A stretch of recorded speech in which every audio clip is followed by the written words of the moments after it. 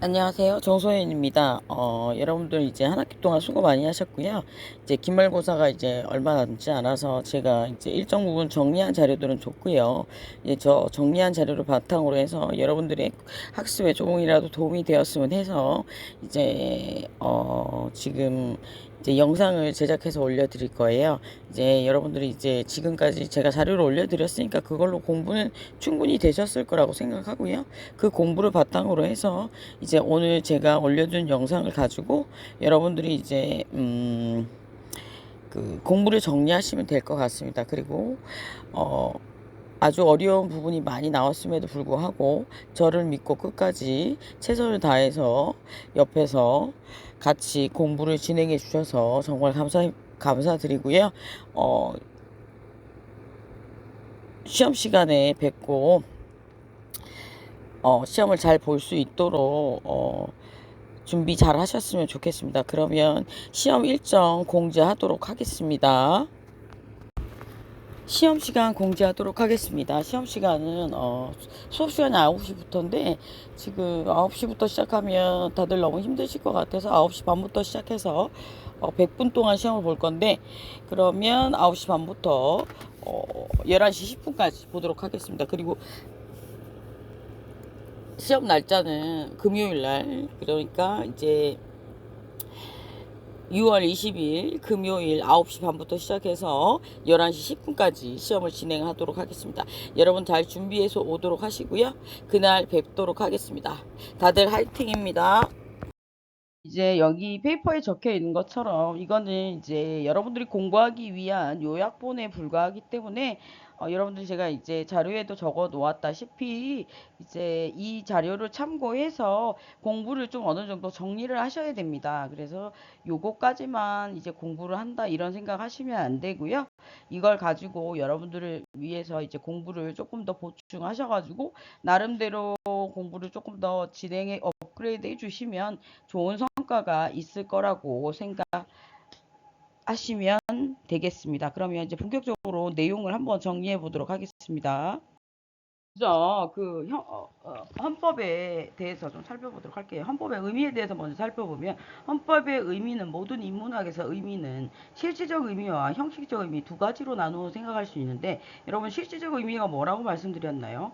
네, 지금까지 많이 배웠습니다. 실질적 의미는 안에 있는 내용이고 형식적 의미는 겉에 있는 내용을 얘기합니다. 그래서 형식적 의미의 헌법이라는 것은 헌법이라는 명칭을 가지고 있는 문서를 얘기하는 거죠. 그죠?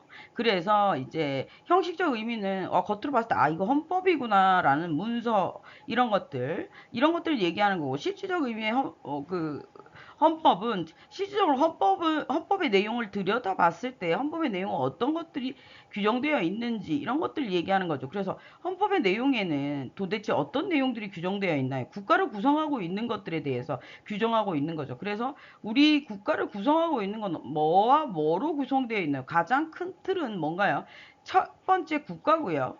두 번째 국민입니다. 그죠? 그래서 가장 중요한 건 국민이고요. 그리고 그 다음으로 중요한 건 국가입니다. 그래서 국민과 국가에 대한 이야기들을 규정하고 있다고 생각하시면 돼요. 그래서 여기 페이퍼에 있는 것처럼 여기 헌법은 국민의 기본권의 보장에 관한 것들을 규정하고 있고, 그리고 국가의 기본 원리와 통치 구조에 대해서 규정하고 있다라고 되어 있습니다. 그리고 이런 것들을 규정해 놓은 것들이 헌법의 실질적 의미이고, 그 헌법이라는 명칭을 가지고 문서화되어 있는 게 헌법의 형식적 의미다라고 생각하시면 될 것 같아요. 그리고 헌법의 분류와 관련해서는 오래 전부터 전통적으로 이제 성문헌법과 불문헌법으로 분류되어 있는데, 성문헌법은 문자 그대로 문자로 되어 있는 그 헌법을 얘기하는 거고, 이제 그 불문헌법은 문자로 되어 있지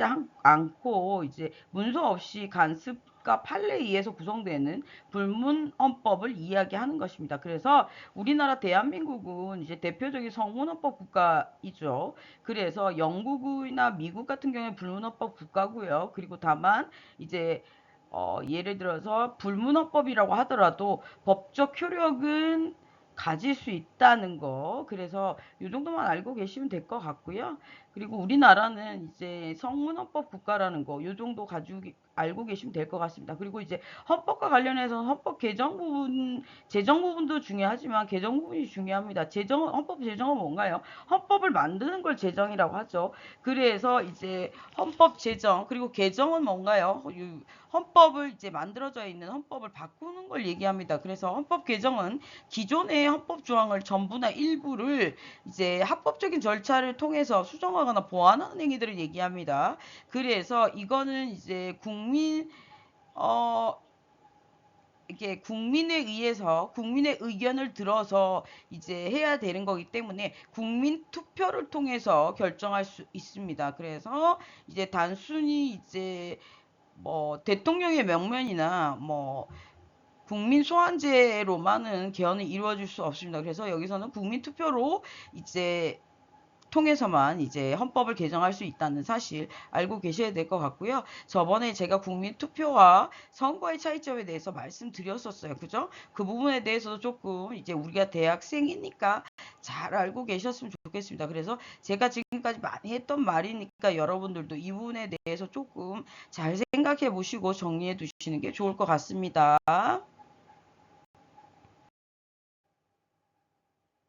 다음으로 이제 헌법과 관련해서 좀 살펴봐야 될 것이 국가의 3요소입니다. 그래서 국가는 다음과 같은 이제 세 가지 요소로 구성되어 있는데 첫 번째 국민이라는 구성 요건 그리고 구성원 그리고 두 번째 영역이라는 일정한 영역 그래서 이제 그 중에서 가장 중요한 게 영토죠. 물론 영공이나 영해도 있지만 국가를 구성하는 요소 중에 가장 중요한 건 국가의 영토입니다. 그리고 이를 통치할 수 있는 주권이죠. 그래서 요 세 가지가 국가의 3요소라고 생각하시면 될 것 같습니다. 그리고 이제 헌법이나 정당은 이제 국가를 구성하는 필수적인 요소가 아니라 이제 그걸 이제 국가를 이제 운영하는 방식이라고 이해하시면 될 것 같아요. 그래서 이제 국가를 이제 이루기 위해서 꼭 필요한 요소들은 이제 국민이 있어야 되고, 그리고 영역이 있어야 되고, 그리고 주권이 있어야 되고요.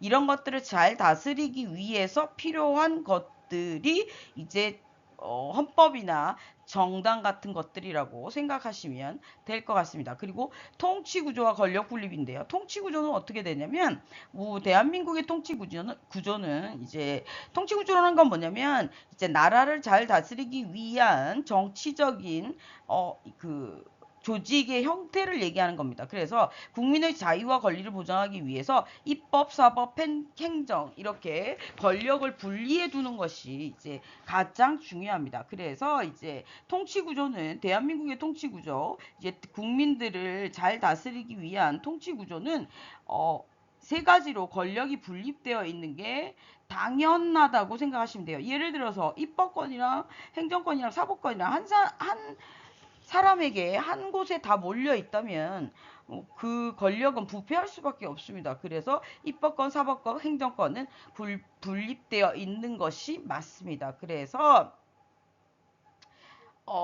여기에서 보는 것처럼 대한민국의 통치구조는 국민의 자유와 권리를 보장하기 위해 입법, 행정, 사법 권력을 분리하여 구성하고 있습니다. 그리고 대통령이 국회에 승인 없이 외교나 국방 등 중대한 정책을 독자적으로 결정하는 것은 헌법상 제한하고 있습니다. 그래서 이제 국회는 입법기관으로 단원제이며 국민 대표로서 법률을 제정하고 예산 심의를 하고 있으며 그리고 사법부는 법원을 중심으로 해서 사법권을 행사하고 법적 분쟁을 해결하고 있습니다. 그리고 나머지 기관들이 행정부라고 보시면 될 것 같습니다. 여러분들 지금까지 했던 내용들 다 기억나시죠? 그리고 이제 선거와 관련된 4대 원칙은 잘 알다시피 뭡니까? 보통 원칙 모든 국민에게 이제 참여할 수 있는 권리를 주는 보통선거 그리고 1인 1표입니다. 평등선거 그리고 직접 선거해야 되는 뭡니까? 직접 선거 대표 자 선출과 선출을 직접 해야 된다. 직접 선거 그리고 비밀 선거 투표의 비밀 보장과 관련된 비밀 선거가 있습니다. 그래서 4대 원칙 알고 계셔야 될 것 같습니다. 요거 다 알고 계시죠? 그래서 요 부분 중요하게 생각해 주세요. 여러분 다음으로 있는 게 국민주권의 원칙이에요. 그래서 대한민국 헌법 1조 2항은 이제 대한민국의 주권은 뭡니까? 누구에게 있나요? 국민에게 있죠. 모든 권력은 국민에게서 나온다. 를 명시하고 있습니다. 그래서 대한민국의 정치는 이 조문만 잊어버리지 않는다면 절대로 부패하지 않고 절대로 문제가 생기지 않습니다. 여기에서 이제 여러분들 중에도 정치를 하고자 하는 친구들이 있을 거예요. 그렇다면 이 조문만 평생 마음속에 새기고 계시다면 절대로 잘못되는 일이 없을 겁니다. 그래서 다시 한번 보도록 할게요. 대한민국 헌법 2조 1항은 대한민국 주권은 누구에게 있나요? 예, 국민에게 있습니다. 그리고 모든 권력은 어디서 나온다고요? 국민으로부터 나온다라고 명시하고 있습니다. 이는 국민주권의 원칙을 명확히 규정하고 있는 조문으로서 국가의 모든 권력은 국민에 의해서 의사에 따라 행사되고 있음을 뜻하는 것입니다. 그래서 이 원칙은 국민이 단순히 정치의 대상이 아니라 정치의 주체가 되는 거죠. 즉 선거나 이런 것들 투표를 통해서 우리가 이제 국민의 주권을 대신 받아서 국회의원들이 하는 거죠. 그죠? 그렇기 때문에 국민이 주인인 겁니다. 아시겠죠? 그래서 여러분들이 나중에 정치를 꿈꾸는 친구들이 있다면 이거 절대로 잊으시면 안 될 것 같습니다. 여러분 제가 여러분들과 인연을 맺고 이런 것들을 가르칠 수 있어서 정말 영광이라고 생각하고 있거든요. 그러니까 여러분들이 나중에 나는 좋은 어른으로 성장하셔서 제가 했던 말들을 하나하나 기억하셔서 좋은 어른으로 성장해서 우리나라를 좋은 나라로 만들어 주신다면 저는 더 바랄 것이 없을 것 같습니다. 그리고 다음으로 이제 대통령의 권한에 대해서 한번 볼게요. 요즘에 시끄러운 일들이 많이 일어나고 있었습니다. 그래서 지금 우리나라 대통령은 어떤 권한을 가지고 있는지도 우리가 상식적으로 알아두는 게 좋습니다. 그래서 대통령의 권한은 대한민국 대통령은 헌법상 법률안을 거부할 수 있는 권한이 있어요. 법률안을 거부할 수 있는 권한이라는 건 뭐냐면 이제 이 국회에서 법률을 만들어서 올리잖아요. 그러면 그 법률에 대해서 문제가 있다라고 생각하면 다시 한번 살펴볼래라고 보낼 수 있는 권한이 있습니다. 그리고 국군 통수권이라는 건 뭐냐면 국군의 대장이다 이런 뜻이에요. 그죠? 알고 계시죠? 공부 다 끝났죠? 그리고 조약 체결권이라는 얘기가 있습니다. 조약 체결권. 조약은 뭡니까? 예를 들어서 국가와 국가 사이의 약속을 조약이라고 합니다. 그러면 다른 나라 미국에 가서 트럼프와 우리나라 트럼프 미국 대통령 우리나라 대통령 만나가지고 미국과 우리나라 사이에 무슨 문제가 생기면 어떻게 한다고요? 예, 맞습니다. 어떻게 하기로 약속하는 게 조약 체결권입니다. 그리고 헌법 개정안의 제안권, 헌법 이 부분 개정했으면 좋겠다라고 제안할 수 있는 권한을 가질 수 있습니다. 그리고 이제 국회를 해산할 수 있는 권한은 헌법에 규정하고 있지는 않습니다. 이는 의원 내각제 국가에서만 주로 이제 규정하고 있는 제도고요. 우리나라에서는 이제 그건 없고요. 그리고 대통령의 임기에 대해서 한번 다음으로 살펴볼게요. 대통령의 임기는 헌법 70조에서 보면 5년이고요. 우리나라는 중임이 허용되지 않아요. 그래서 얼마 전에 대선 때 중임과 관련된 얘기가 나왔었어요. 중임은 뭔가요? 한 번 더 하는 걸 얘기해요. 그죠? 그래서 이거 같은 경우에는 만약에 중임이 허용되게 되면 10년이 되는 거잖아요. 그래서 이제 권력이 장기 집권을 하게 되면 이제 민주주의와 관련된 원칙이 조금 이제 고인물이 되어서 문제가 발생할 수 있기 때문에 우리나라에선 이건 안 된다라고 지금 현재는 이야기하고 있습니다. 근데 나중에는 뭐 어떻게 될지 모르겠지만 일단 현재는 대통령의 중임은 안 되는 걸로 되어 있습니다. 그래서 여러분들 이 부분에 대해서 잘 알고 계셨으면 좋겠고요. 다음으로 국회의원의 선출 방식에 대해서 한번 보도록 할게요. 국회의원은 이제 국민의 직접 선거를 통해서 선출합니다. 그리고 이는 대의민주주의의 핵심 제도로서 국민이 직접 국정을 운영할 수 있도록 하는 걸 얘기하죠. 그래서 우리가 이제 국민들의 의사를 대변해 줄 수 있는 대표자를 선출하여 국정에 이제 간접적으로 참여할 수 있는 방식을 얘기합니다. 그래서 국회의원을 선포는 선거는 직접 선거, 보통 선거, 평등 선거, 비밀 선거의 원칙에 따르고 있어요. 그래서 이런 것들과 관련해서는 이제 앞부분에서 보통 선거가 뭔지, 직접 선거가 뭔지, 평등 선거가 뭔지, 이제 비밀 선거가 뭔지 말씀드렸었죠. 그 부분 잘 체크해 주셨으면 좋겠고요.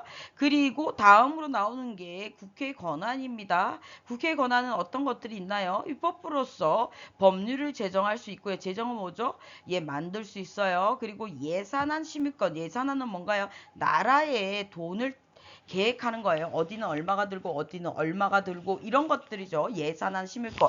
예산안을 어떻게 짤지를 결정하고 이제 계획을 짜고 이런 것들을 할 수 있어요. 그리고 이제 헌법 개정안 의결권. 헌법 이거 바꿨으면 좋겠는데 이거 어떻게 할까? 투표해보자. 이런 것들을 얘기합니다. 그래서 국가의 굵직굵직한 일들은 전부 다 국회에서 이루어지고 있기 때문에 여기서 우리 알 수 있는 거 뭐예요? 그렇다면 우리는 국회의원을 잘 뽑아야 됩니다. 아시겠죠? 그래서 이제 국회의 권한은 뭔가요? 권력의 한계를 권한이라고 합니다. 그래서 국회의 권한은 입법부로서 법률의 제정권, 예산안 심의권, 헌법의 개정안의 의결권 등을 가지고 있고 법률안은 국회의 10인 이상의 찬성으로 이제 발의할 수 있으며 대통령의 법률안 거부권을 대통령은 법률안 거부권을 행사할 수 있다라고 아까 대통령의 권한 중에 하나가 법률안 거부권이라고 얘기했습니다. 그래서 이 부분 체크해 두시면 될 것 같습니다. 그리고 이제 대한민국의 정당제도와 관련된 부분 말씀드릴게요. 대한민국의 정당제도는 뭔가요? 정정당당인가요? 아니라고 말씀드렸습니다. 정당은 정치적 색깔이 똑같은 사람들이 모여있는 당을 정당이라고 한다고 그랬어요. 그래서 대한민국의 헌법은 복수 정당제를 이제 명시하고 있고요. 민주주의 실현을 위해서 꼭 필요한 것이라고 생각하시면 될 것 같고 정당은 단순히 선거를 위한 조직이 아니고요. 국민의 정치적 의사를 수령하고 국가 정책을 이제 제시하고 국정에 이제 국민의 여러 가지 의견들을 이제 참여시키기 위한 이제 어 제도라고 보시면 될 것 같아요. 그래서 이 부분도 체크해 두시면 좋을 것 같습니다. 다음으로 기본권 보장과 관련된 기능에 대해서 살펴보도록 할게요. 기본권 보장은 헌법에 의해서 보장되는 국민의 권리와 자유에 대한 이야기입니다. 그 핵심 기능은 국가 권력에 의한 침해로부터 이제 국민을 보호하기 위한 것입니다. 그래서 이는 헌법 10조에서 명시되어 있죠. 그래서 뭐라고 나와 있나요? 그 인간의 존엄과 가치, 행복추구권을 비롯한 자유와 평등권, 사회권, 그리고 참정권, 그리고 청구권에 의해서 구체화되어 있습니다. 그래서 이러한 권리들은 국가가 침해하지 못하도록 헌법에 꼭 명시되어 있고요. 국민은 이를 법적 수단을 통해서 적극적으로 주장할 수 있습니다. 그래서 기본권이라는 건 뭐예요? 국민이 행복해지기 위해서 보호받는 거죠. 그래서 제가 한번 말씀드린 적이 있어요. 인간이 태어나게 되면 인권이라는 게 생기는데 그 인권 중에 나라마다 중요하다고 생각하는 것들을 기본권으로 해서 보호하고 있고 그리고 그 기본권을 구체적으로 실현하기 위해서 밑에 하위 법률들이 있다라고 말씀드렸어요. 그죠? 그리고 이제 다음으로 기본권 제한과 관련된 부분 살펴볼 건데요. 기본권 제한이라는 건 뭔가요? 기본권 제한은 개인의 이제 아주 중요한 권리들을 제한하는 거기 때문에 이제 개개인의 그 기본적인 권리를 제한하기 위해서는 여러 사람의 이익이 맞물려 있어서 이제 너무나도 중요한 권리여야 돼요. 그래서 국가의 안전보장이나 질서유지, 공공복리를 위해서 필요한 경우에만 법률로서 제한할 수 있어요. 그래서 예를 들어서 뭐 전쟁이 났다든지 아니면 뭐 국가의 물류수송, 뭐 시장경제를 위해서 꼭 필요하다든지 도로를 만들어야 된다든지 뭐 이런 경우 아니면 국민의 기본적인 기본권, 뭐 재산권이라든지 자유권이라든지 이런 것들을 제한할 수 없습니다. 여러분 제가 말씀드렸죠. 수업 시간에 제가 여러 분야에서 한번 말씀드렸던 것 같아요. 그리고 다음으로 보여지는 게 자유권적 기본권인데요. 자유권적 기본권이란 국가의 간섭 없이 개인이 자유롭게 이제 살아갈 수 있는 권리를 얘기하는 걸로서 이제 거주 이전의 자유와 직업 선택의 자유, 통신의 자유, 종교의 자유 등이 있습니다. 그래서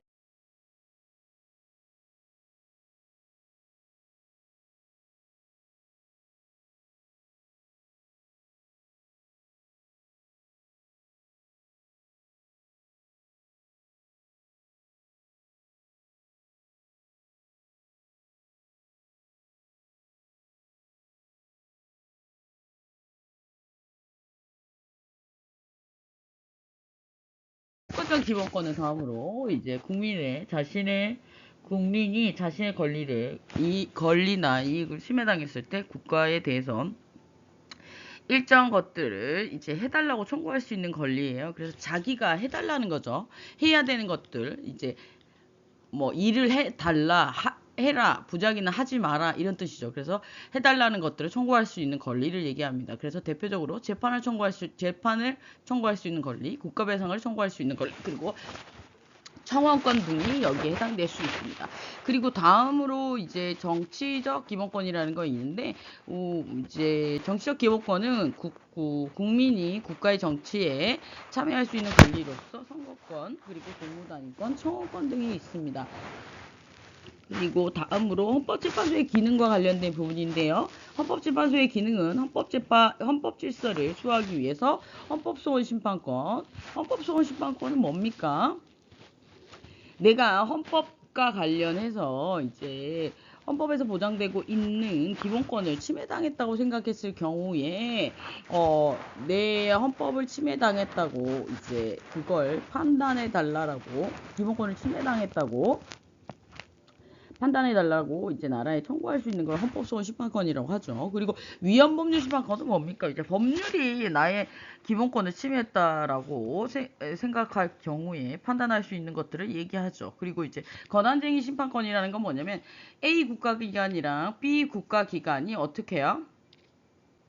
서로 내 권한이 여기까지야, 싸울 때 어디까지가 네 권한이고 어디까지가 네 권한인지 이제 판단해 주는 것들을 얘기합니다. 그리고 그 정당해당 심판권이라는 건 뭐냐면 정정당당이 아니고 정치적 색깔이 같은 당을 정당이라고 하는데, 그 정당은 존재하는 이유가 뭐였죠?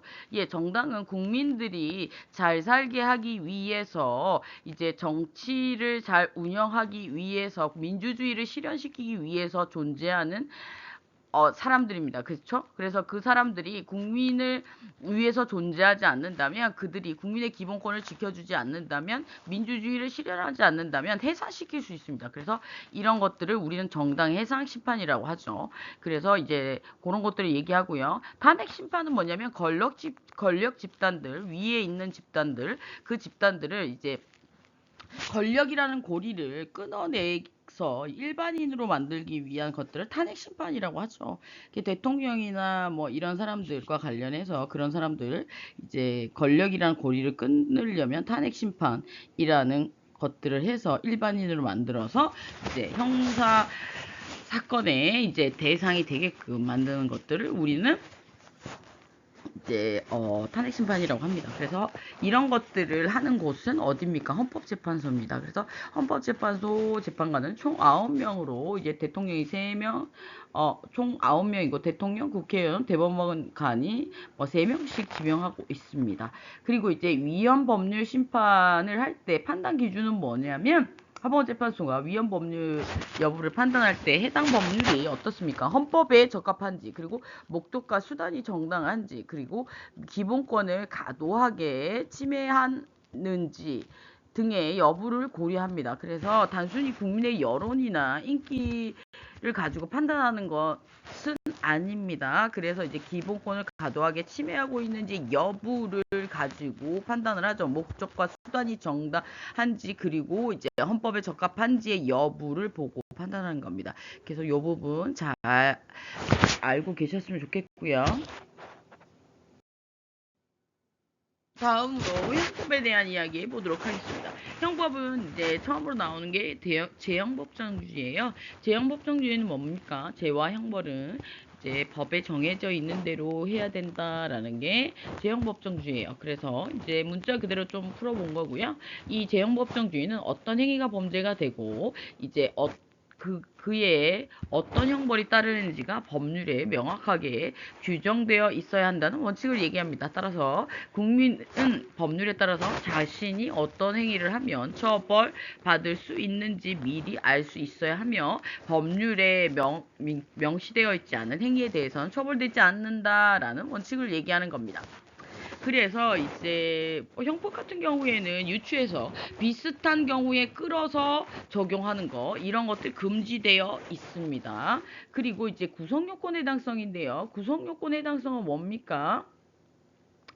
형벌에는 어떤 행위가 처벌되는지, 그리고 그 행위가 먼저 법에 정해진 구성요건에 해당해야 된다, 이런 얘기입니다. 그래서 구성요건 해당성은 예를 들어 보면 이제 살인죄의 경우에는 이제 법 조문에 보면 사람을 고의로 살해한 경우에 구성요건에 해당하는지를 먼저 판단해 봐야 됩니다. 그래서 여기에서 이제 사람을 살해한 경우 이 구성 요건, 이게 구성 요건이에요. 그래서 이런 구성 요건이 해당하는 이제 여부, 이런 것들이 이제 형법에서는 중요하게 판단되고 있습니다. 그래서 이 부분 이제 형법이 되기 위해서는 구성 요건에 해당해야 되고, 저번에 한번 말씀드렸는데 형법에 해당하기 위해서는 세 가지 요소가 필요하다 그랬어요. 뭐 필요하다 그랬어요?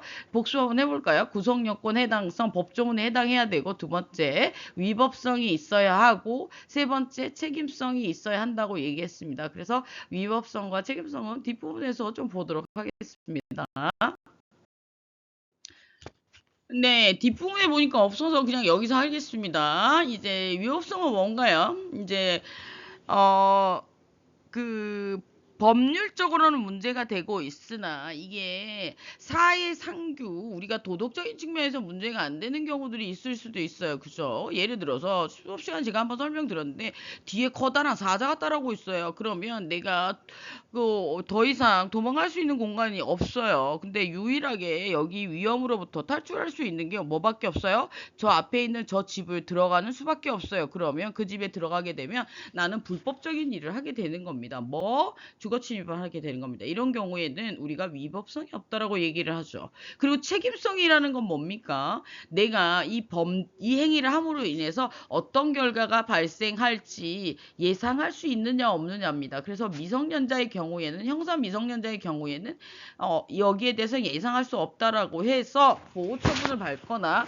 이런 것들이 있죠. 그리고 심신미약 같은 경우에도 그런 경우들이 있었습니다. 그래서 그런 것들이 책임성의 여부와 판단, 네, 영향을 미치고 있었죠. 그 부분도 체크를 좀 해보셔야 되는 부분인 것 같습니다. 그러면 이 세 가지 구성요건 해당성, 위법성, 그리고 책임성, 이 세 가지를 좀 생각해 보실 필요가 있으시고요.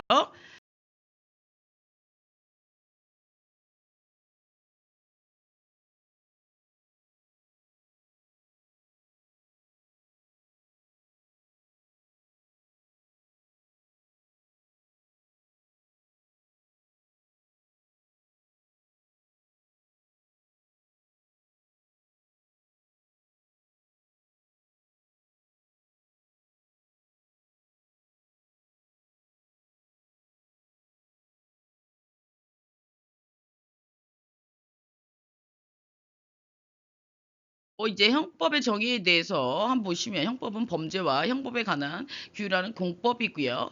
형법은 어떤 행위가 범죄인지, 그리고 그에 대한 형벌은 무엇인지를 규정하고 있는 국민의 법적 안전이나 자유를 보호하는 역할을 합니다. 그래서 자유형이랑 금전형, 그러니까 즉 벌금형을 얘기하는 거죠. 그래서 이런 것들이 포함되어 있어서 범죄를 예방하고 처벌을 하기 위한 수단입니다. 그래서 인간에게 가장 중요한 자유와 돈을 뺏는 거죠. 그래서 형법의 정의는 이렇습니다. 범죄와 형벌에 관한 것들을 규율하고 있는 공공의 이익을 위한 법을 얘기합니다. 그리고 형벌의 목적은 뭡니까?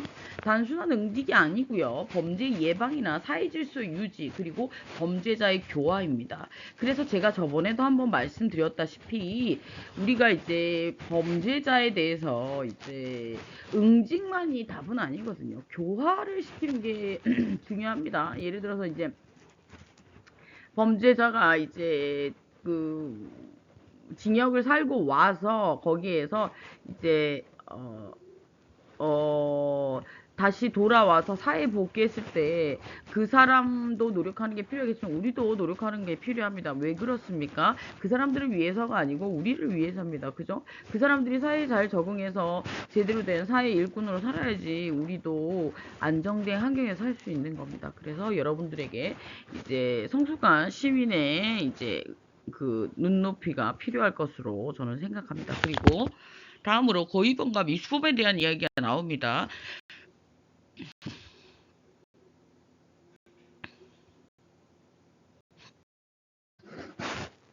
다음으로 이제 고의범과 가실범에 가실범 그리고 미수범에 대한 이야기를 좀 해보도록 하겠습니다.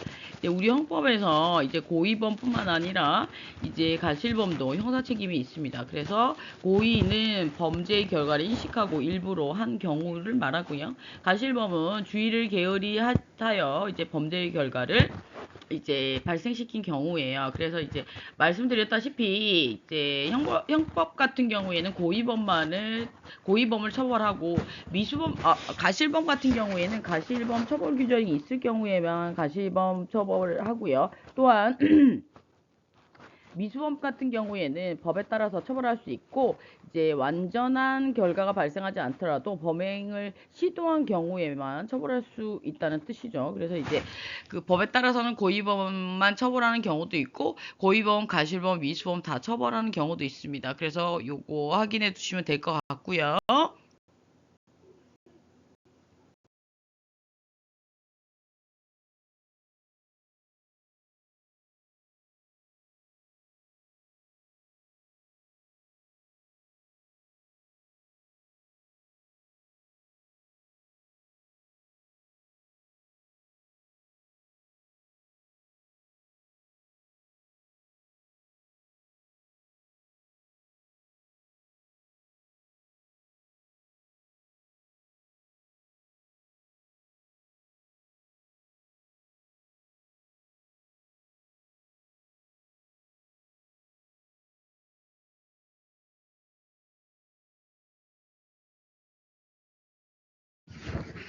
성물의 종류에는 크게 네 가지 정도 뭐로 생각할 수 있는데 이제 다음과 같은 유형이 있어요. 첫 번째 사형, 자유형, 그리고 벌금형, 자격형 이런 것들이 있습니다. 그래서 이제 여기서 보시면 사형은 생명을 박탈하는 형벌을 얘기하고요. 자유형은 구금에서 이제 신체의 자유를 제한하는 것을 얘기합니다. 그래서 구금형 같은 경우에는 징역형이나 이제 금고형이 있어요. 징역은 이제 일도 하면서 갇혀 있는 걸 얘기하죠. 금고는 일을 하지 않고 갇혀만 있는 것들을 얘기합니다. 그리고 이제 벌금형 같은 경우에 일정 금액을 국가에 납부하는 금전형을 얘기합니다. 그죠? 그리고 자격형은 특정 자격이나 권리를 제한하거나 박탈하는 형벌을 얘기합니다. 그죠? 그래서 자격 정지나 자격 상실형이 여기에 해당될 수 있을 것 같습니다. 그래서 이제 형벌의 종류는 이렇게 네 가지를 크게 생각하시면 될 것 같고요. 그리고 이제 다음으로 개인적 법익이랑 국가적 법익과 관련해서 나누어서 좀 생각해 보면 개인적 법익에 대한 죄는 이제 개인의 생명이나 신체 그리고 재산 그리고 명예 등을 침해하는 행위라고 생각하시면 되는데 이제 개인이 법적으로 보호받을 수 있는 이익을 침해하는 행위라고 생각하시면 돼요. 그래서 이제 살인이나 상해나 이제 개인들이 이제 보호받아야 되는 것들을 이제 다른 사람이 침해하는 것들을 얘기하는 거죠. 그래서 A의 목숨, 그리고 A의 몸, 그리고 A의 재산, 그리고 A의 사생활을 침해하는 개인적으로 이제 개개인의 법적으로 보호받을 수 있는 이익들을 이제 침해하는 경우에 이제 개인적 법익을 침해당했다라고 생각하시면 될 것 같고요. 국가의 법익은 이제 국가의 존엄이나 안전, 권위 등을 보호하는 것으로서 내란죄나 반역죄 그리고 공무원 범죄 등이 여기에 해당될 수 있을 것 같아요. 그리고 사회적 법익 같은 경우에는 이제 사회의 기능이나 질서를 보호하는 것으로 사기나 업무방해, 허위사실 유포, 공무, 집행방해 등이 여기에 해당될 수 있을 것 같습니다. 그리고 다음으로 반역죄와 내란죄를 좀 생각해 볼 수 있을 것 같은데요. 반역죄는 이제 간첩행위 같은 경우 반역죄고요. 내란죄 같은 경우에는 이제 폭동을 일으켜서 정부를 전복시키려는 이제 의도가 있는 것들을 얘기합니다. 그래서 내란죄는 이제 국가 자체 내부에서 이제 폭동을 일으켜서 이제 나라를 전쟁과 유사한 상황으로 만들어서 정부를 전복시키려는 상태를 얘기하고요. 뇌란죄 같은 경우에는 이제 바깥에서 이제 국가를 위험한 상황으로 만들어서 전시와 같은 상황들을 일으키는 것들을 얘기합니다. 그래서 이런 것들은 굉장히 이런 범죄 같은 경우에는 국가적 법익을 이제 흔드는 범죄이기 때문에 굉장히 중대한 범죄로 처벌하고 있습니다. 그래서 형량도 굉장히 높고요. 중요한 범죄로 처벌하고 있습니다. 다음으로 이제 공범의 개념에 대해서 좀 살펴볼게요. 공범이란 하나의 범죄에 대해서 둘 이상의 사람이 관여하는 경우를 얘기합니다. 그래서 공동정범이란 범죄를 함께 실행한 사람을 말하고요. 주로 함께 범행을 계획하고 실행한 경우에 해당됩니다. 그래서 공동정범은 함께 범행을 실행하고요, 계획하고요, 실행한 경우에 공동정범이라고 하고요. 이제 교사범은 다른 사람에게 범죄를 하도록 지시하거나 유도한 사람들을 얘기합니다. 그리고 종범이라는 것은 이제 범행 행위를 도와주는 보조적인 역할을 하는 사람들을 얘기해요. 그래서 예를 들어 보면 도구를 제공하거나 도주를 도운 사람들이 이제 종범에 해당될 수 있고요. 간접정범은요, 타인을 도구처럼 이용해서 범죄를 저지른 경우를 얘기하고요. 그래서 이제 스스로 범죄를 직접 하지 않고 타인을 통제해서 실행하게끔 하는 것들을 얘기해요. 그래서 이게 약간씩 다른데 이 개념에 대해서 알아두면 좋을 것 같아요. 그리고 다음으로 10번째 선고유예와 이제 집행유예와 선고유예 나옵니다. 제가 저거 할 때 기소유예, 선고유예, 집행유예 알려드렸어요. 그죠? 그래서 기소유예는 뭐라고 그랬습니까? 검사가 기소를 미루는 게 기소유예라 그랬어요. 그죠? 그리고 판사가 선고를 미루는 게 선고유예라 그랬어요. 그죠? 그리고 판사가 집행을 미루는 게 뭐라고 그랬어요? 집행유예라 그랬어요. 아주 쉬워요. 그죠? 요거 생각해 두시면 될 것 같습니다. 그래서 잘 생각해 두시고요. 제가 수업 시간에 했던 얘기 잊어먹지 말고 하나하나 떠올리셔서 잘 한번 생각해 보시면 좋을 것 같습니다. 다음으로 형의 집행과 시효에 대해서 한번 볼게요. 형의 시효라는 것은 일정한 형이 확정된 이후에 일정 기간 동안 집행되지 않으면 그 형은 더 이상 집행할 수 없게 되는 제도들을 얘기합니다. 이거 같은 경우에는 법적 안정성이나 법의 실효성 저하의 방지 그리고 형평성 유지 등을 위해서 이제 있는 제도라고 생각하시면 될 것 같아요. 그리고 이제 다음으로 있는 게 가석방 제도인데요. 그 가석방 제도라는 것은 뭐냐면 이제 수용자들이 어떻게 해요? 일정 기간 동안 형기를 복역한 후에 이제 뉘우침이 있을 경우에는 조금 형의 일부를 남기고 조건부로 사회에 복귀하게끔 해주는 걸 얘기하죠. 그래서 요런 이제 형의 시효 제도나 이제 가석방 제도는 상식선에서 좀 알아두시는 것도 좋을 것 같고요. 요런 것들 체크해 두시면 좋을 것 같습니다. 그래서 이제 가석방 같은 경우에는 이제 가석방 이후에도 일정 기간 보호관찰의 대상이 되므로 이제 보호관찰에는 조건이 있어요. 그 조건을 위반하게 되면 가석방이 시도될 수 있으니까 그 가석방 됐을 때 이제 조건을 잘 체크해 두시는 게 좋을 것 같아요. 그러면 다음으로 넘어가 보도록 할게요. 여기서 보시면 국민민법의 기본 원리와 관련해서 이제 자유의 원칙, 평등의 원칙, 신성실의 원칙, 그리고 사적자치의 원칙, 공정성, 정의의 원칙 5가지가 있습니다. 그래서 여기에서 네 가지 자유 원칙이나 평등의 원칙이나 신성실의 원칙, 사적자치의 원칙 요 정도 알고 계시면 될 것 같아요.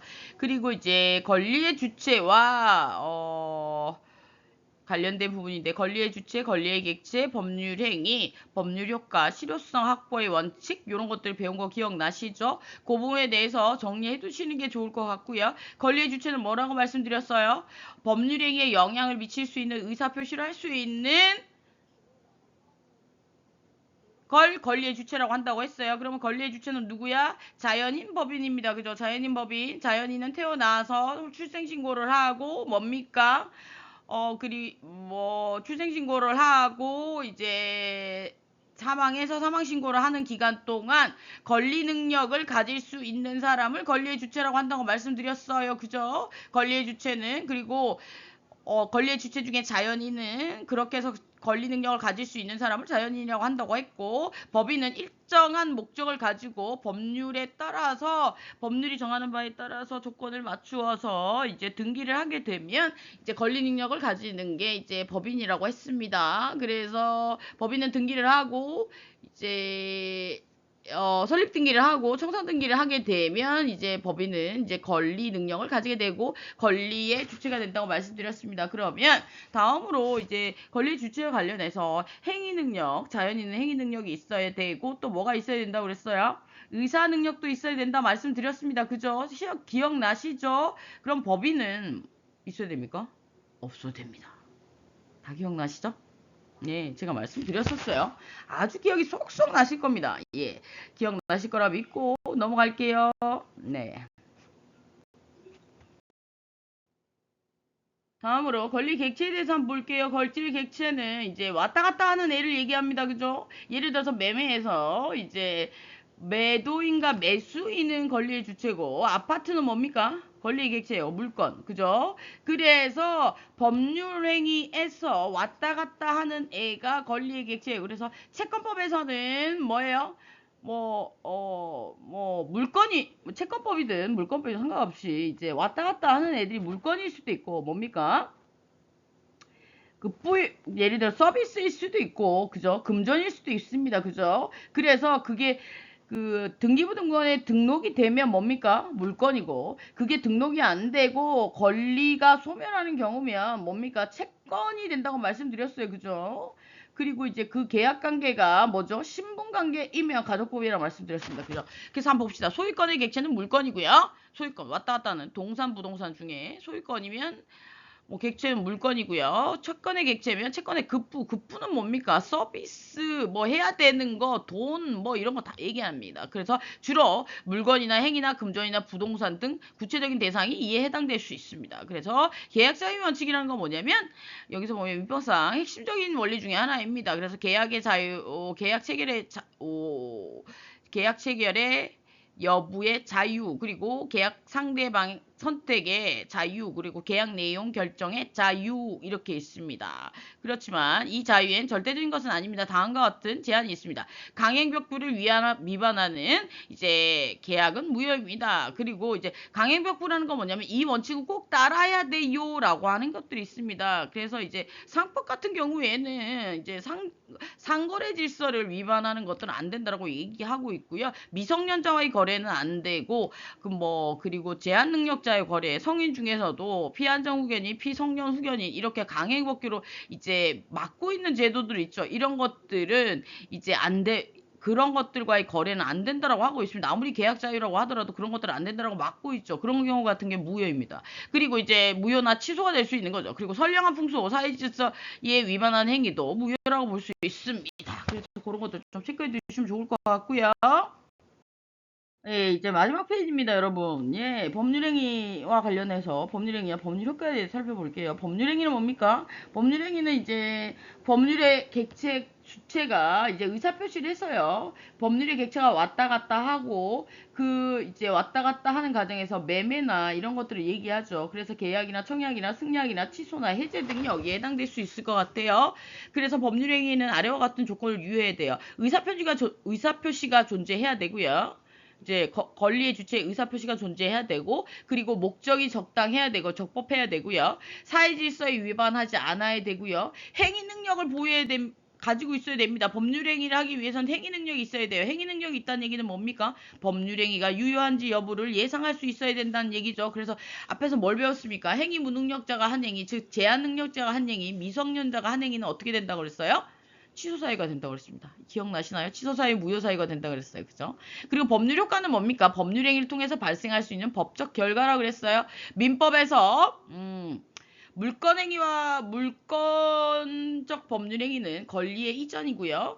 채권적 법률행위는 뭐라고 그랬어요? 어떤 법률효과가 나타난다고 그랬죠? 예, 권리와 의무의 소멸이라고 말씀드렸습니다.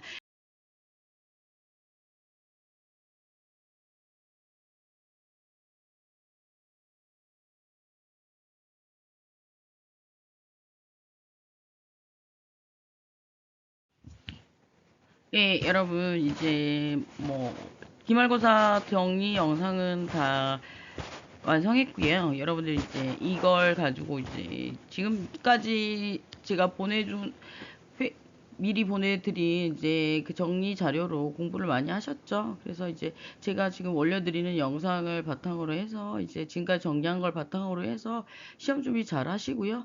이거 들으면서 복습한다고 생각하시고 이제 공부를 정리하셔가지고 이제 내일 모레 수업 시간에 이제 시험 시간에 뵙도록 하겠습니다. 한 학기 동안 수고 많이 하셨고요. 이제 시험 시간에 뵙도록 하겠습니다. 그러면 이제 마지막으로 화이팅 하시고요.